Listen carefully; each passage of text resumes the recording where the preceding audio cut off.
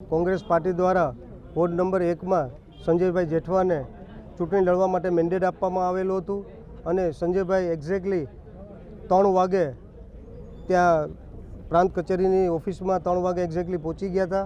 તેમના ગેટ પાસેથી પંકજભાઈ કરીને કોઈ અધિકારી દ્વારા એમને જવા ન દેવામાં આવ્યા।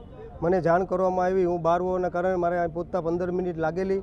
ત્યારે અમે મુખ્ય ચૂંટણી અધિકારી પ્રાંત અધિકારીને જાણ કરવામાં આવી। ત્યારે એ પંકજભાઈએ પ્રાંત અધિકારી સામે કીધેલું કે ભાઈ આ ભાઈ છે એ 3 વાગે આવેલા, 3 વાગે ને 1 મિનિટે પહોંચેલા હતા। ત્યારે અમે પ્રાંત અધિકારીને કીધું કે જો 3 મિનિટ અને 1 વાગે પહોંચેલા હોય તો તમારી પાસે કોઈ સીસીટીવી ફૂટેજ હોય કે કેમેરા તમે રાખો છો ચૂંટણી પંચ અધિકારી, એ જો કેમેરાનો અમને ફૂટેજ બતાવો તો અમારે ફોર્મ ભરવાની કંઈ જરૂર નથી। પણ મને ચોક્કસ એવી રીતે લાગી રહ્યું છે, ચોક્કસ કોંગ્રેસ પાર્ટી ઉપર ભારતીય જનતા પાર્ટીને ઇશારે આવા અધિકારી પંકજભાઈ જેવા અધિકારી દ્વારા રોકવામાં આવતા હોય। સવારની ફરિયાદ એમની આવતી હતી કે આ પંકજભાઈ અને બીજા જે ભારતીય જનતા પાર્ટીના એજન્ટ બની રહ્યા છે, કારણ કે સતત 5 વર્ષથી ભારતીય જનતા પાર્ટી દ્વારા એ નગરપાલિકા હોય કે તાલુકા પંચાયત હોય કે જિલ્લા પંચાયત હોય એમાં 0% કામગીરી કરવામાં આવી છે, સંપૂર્ણ નિષ્ફળ રહ્યા છે।